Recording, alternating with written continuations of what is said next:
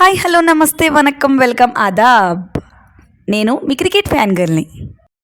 Team India world test championship final 2025 ప్రస్తుతం team India సుదీర్ఘ test షెడ్యూల్కు సిద్ధమవుతుంది. అయితే 2023-25 వరల్డ్ టెస్ట్ ఛాంపియన్షిప్ ఫైనల్కు చేరాలంటే ప్రస్తుతం సమయం ఇండియాకు చాలా కీలకం. వచ్చే 9 నెలల్లో భారత్ 10 టెస్టులు ఆడుతుంది.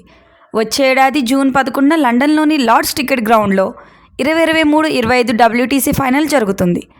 WTC ఫైనల్కు చేరాలంటే భారత్ ఎన్ని టెస్టులు గెలవాలి, ఏ జట్టు నుంచి ఇండియాకు ముప్పు పంచి ఉంది, ఇప్పుడు మనం ఈ వీడియోలో చూద్దాం.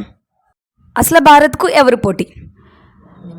న్యూజిలాండ్ 2019-21 WTC ఛాంపియన్, ప్రస్తుతం 3వ స్థానంలో ఉంది. భారతదేశానికి చాలా దగ్గరగా ఉంది. 50% విన్నింగ్ పర్సంటేజ్తో ఫైనల్ పొజిషన్ కోసం భారత్తో పోటీ పడవచ్చు. టీమిండియా ఆడిపోయే టెస్ట్ మ్యాచ్ల షెడ్యూల్ ఏంటో ఇప్పుడు చూద్దాం. త్వరలో భారత్ బంగ్లాదేశ్తో స్వదేశంలో 2 టెస్టులు ఆడుతుంది. అనంతరం న్యూజిలాండ్తో స్వదేశంలో 3 టెస్టులలో తలబడుతుంది. ఈ హోమ్ గేమ్ల తర్వాత బోర్డర్ గవాస్కర్ ట్రోఫీలో పాల్గొనేందుకు ఆస్ట్రేలియాకు వెళ్తుంది. ఈ సిరీస్లో మొత్తం 5 కీలక టెస్టులు ఆడుతుంది. ఈ సిరీస్ WTC పట్టికలో ఎవరు అగ్రస్థానంలో ఉంటారో నిర్ణయించవచ్చు. అసలు ఫైనల్స్కు క్వాలిఫై అవ్వాలంటే టీమిండియా ఏం చేయాలి? రాయల్ ఛాలెంజర్స్ బెంగళూరు వెబ్సైట్లోని విశ్లేషణ ప్రకారం భారతదేశం ప్రస్తుతం విన్నింగ్ పర్సంటేజీ 68.52%. దీనిని కొనసాగించడానికి తదుపరి 10 టెస్టుల్లో 7 మ్యాచ్ల్లో అన్న గెలవాల్సి ఉంటుంది టీమిండియా. బంగ్లాదేశ్ న్యూజిలాండ్తో స్వదేశంలో జరిగే 5 టెస్టుల్లోనూ భారత్ క్లీన్ స్వీప్ చేయగలిగితే ఈ లక్ష్యం నెరవేరే అవకాశం కనిపిస్తుంది. గత 2 బోర్డర్ గవాస్కర్ సిరీస్లను గెలుచుకున్న భారత్ ఇటీవల ఆస్ట్రేలియాలోనూ మంచి ప్రదర్శన కనబరిచింది. కాబట్టి ఆస్ట్రేలియాలో మళ్ళీ 2 విజయాలు సాధించడం పెద్ద కష్టమేమీ కాదు.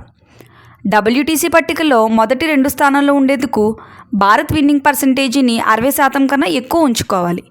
అంటే ప్రస్తుతం ఉన్న 74 పాయింట్లకు మరో 63 పాయింట్లు జోడించాలన్నమాట. అయితే టీమిండియాకు ఉండే అవకాశాలు ఏమిటి?